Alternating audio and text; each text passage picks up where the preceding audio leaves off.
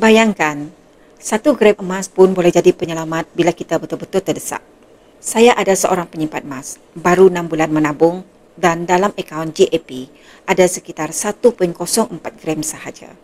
Tak banyak, tapi itulah satu-satunya simpanan yang beliau ada. Penyimpan emas saya ini bekerja di kampung, baru nak belajar tentang simpanan emas. Tapi akhirnya terpaksa jual semula emas itu sebab anak berjaya sambung belajar dan perlukan wang pendahuluan.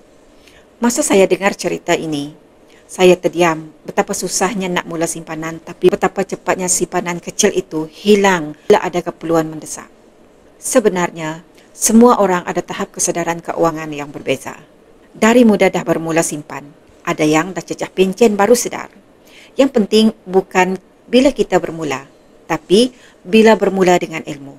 Sebab tanpa ilmu, duit yang banyak boleh habis begitu sahaja. Tapi dengan ilmu, orang yang serba kekurangan pun boleh perlahan-lahan ubah hidup jadi lebih baik. Yang penting, jangan berhenti belajar. Jangan berhenti berusaha. Jika 1 gram terpaksa dijual atas sebab mendesak sekarang, esok lusa usahakan untuk tambah simpanan dengan ilmu keuangan yang betul. Semoga perkongsian saya memberi manfaat kepada semua. Mulakan simpanan emas, boleh klik borang sign up di bio saya. Saya akan bantu tuan-puan mulakan simpanan dengan cara-cara dan juga langkah simpanan yang terbaik untuk anda.